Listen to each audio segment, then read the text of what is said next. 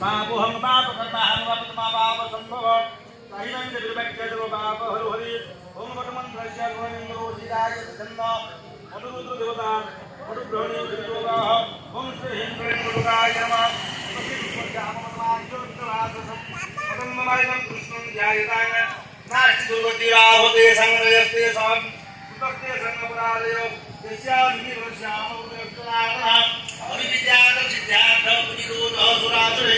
सर्वविघ्नविना श्रीचन्द्रमसि एवं साकारमचितेषु भौमादिक व्यवसाय प्रतिष्ठाने